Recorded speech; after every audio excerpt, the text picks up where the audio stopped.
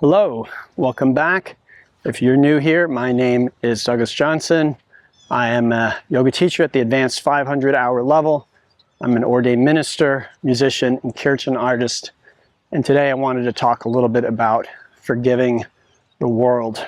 Before I get into that though, I do want to thank the community that makes these talks possible without a paywall. And those are my Patreons on Patreon, or patrons on Patreon. So if you'd like to join that community, please check out the links below. You can also leave me a one-time tip. You can help by liking, subscribing, sharing, and commenting on YouTube as well. And you can shop my shop, buy some merch, and that helps. Okay, so forgiving the world. This relates with many talks that I've given, and it's something I've talked about in the past, but I wanted to touch on this again. So the world, as I said in a few talks back, the world will disappoint us. People will disappoint us. According to teachers like Eckhart Tolle, and according to my own experience, this is the way things are. The world is not really set up to please you. This is just not what the purpose of the world is. So if we have expectations, if we think that our parents should have been a certain way, that our partner should behave a certain way, that our children should act a certain way, that the government should act a certain way, that society should be structured in a certain way, we will be disappointed. So a very important spiritual concept is forgiveness. Now, when I talk about forgiveness, many people think we see someone guilty of something and then we forgive them because we're the better person, right? This is very common. People think, oh, you were nasty, but I forgive you because I'm such a good person. Well, this isn't really the forgiveness I'm talking about. A Course in Miracles teaches something that could be called quantum forgiveness. So it's a forgiveness where we realize that there's really nothing to forgive. Everyone, including ourselves and other people, we are just motivated by different things happening in our lives. And sometimes it can look like someone is a real jerk. But usually, if we could see into their past and their thoughts, what they're doing makes perfect sense, given their perspective, their assumptions, their history, their experience. Even someone being really cruel and really nasty, this can just make sense from where they stand from their perspective.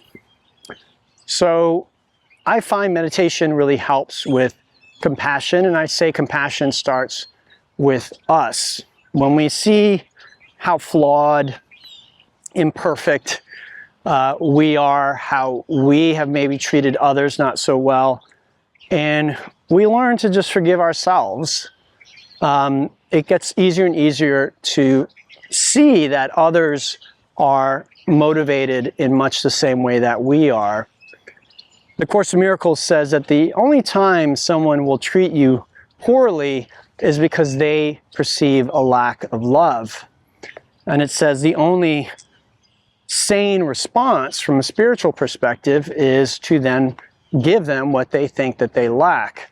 So this isn't usually what we do, is it? We usually will then attack somebody if we feel that they have attacked us. We don't then turn around and give them love. Now again, these are spiritual concepts, so I'm not really talking to you about specifics with your abusive relationship or whatever it is. These are things that we really need to apply in our own lives in a very measured and intelligent way. Having said that, you might really be surprised by how applying them can shift dynamics amongst people, especially people who you feel that you have an antagonistic relationship with. So, as I said in the talk a few weeks ago, the world is essentially, from a spiritual perspective, meant to disappoint you. Let's say even in theory, you get through your whole life and it's just roses and perfect and everything goes your way, in the end you're going to die. And most likely that will be a disappointment because, hey, everything's going great. Why would you want it to end? So this place just really isn't set up for that. It really seems to be set up for something else. So non-attachment is definitely something I think that the way things are set up, it encourages us to not be attached. Non-attachment is something you hear people talk about in spirituality and again also in manifestation, all right?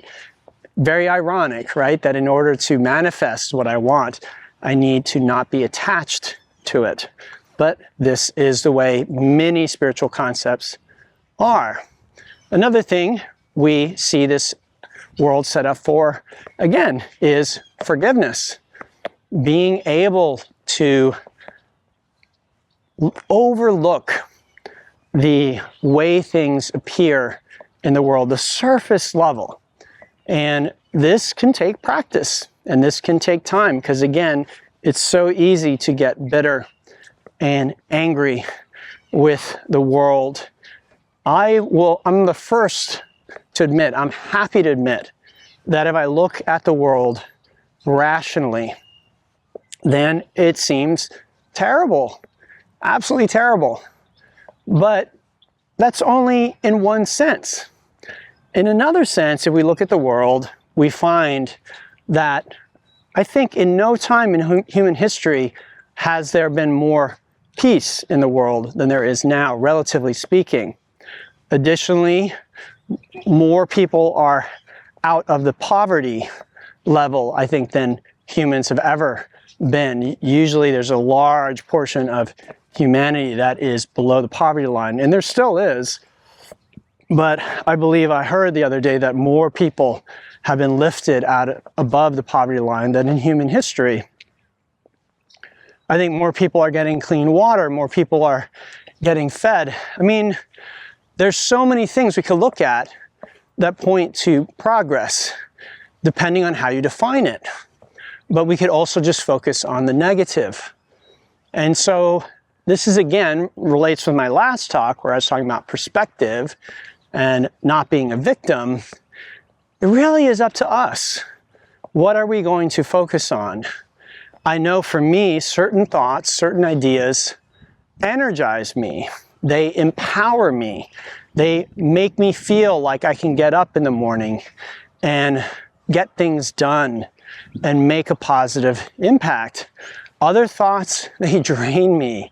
They make me feel powerless. Okay, so again, one of the reasons why I talked about not being a victim in the last talk is victimhood saps us. We start to put energy into thinking about other people and maybe trying to get revenge or manipulate those people when we should be focused on ourselves. And forgiveness is one way that we can free ourselves of all of that.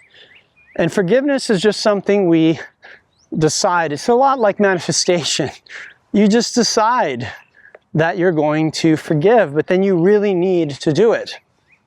And again, from the perspective of A Course in Miracles, true forgiveness is really realizing that there's nothing to forgive. And this can take several forms.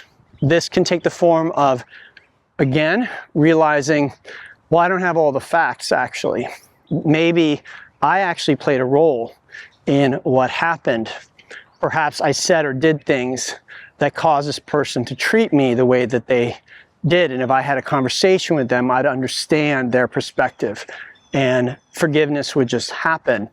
This is one way it can take place.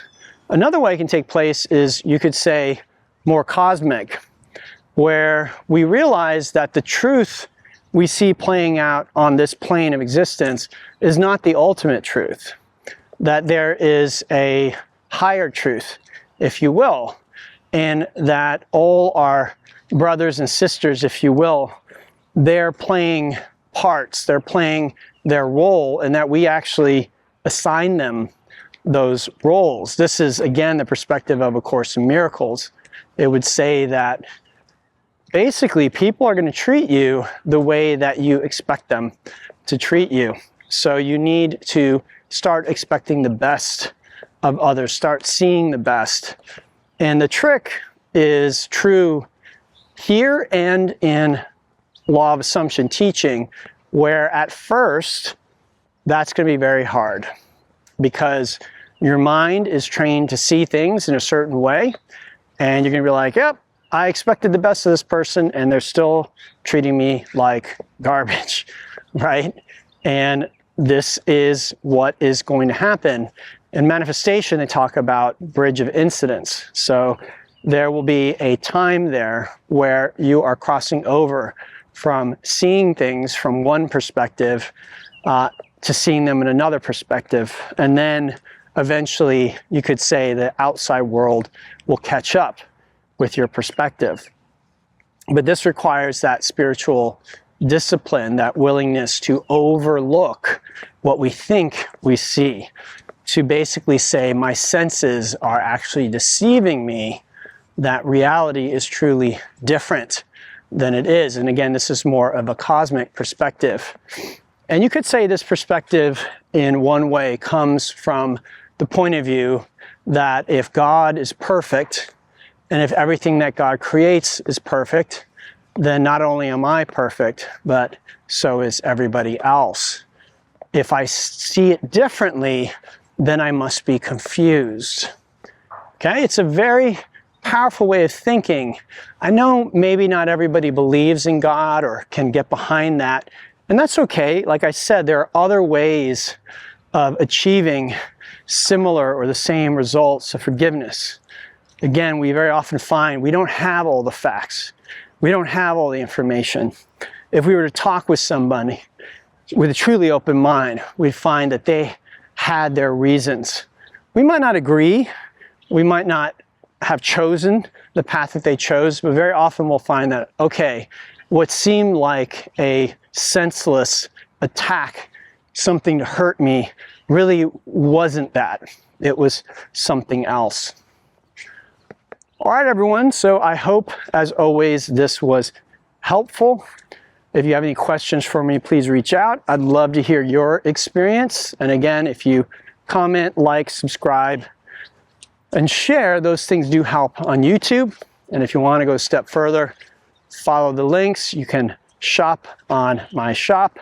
You can make a one-time donation. You can become a patron. All those things help tremendously. Until next time, everybody, namaste, and have a beautiful, beautiful day.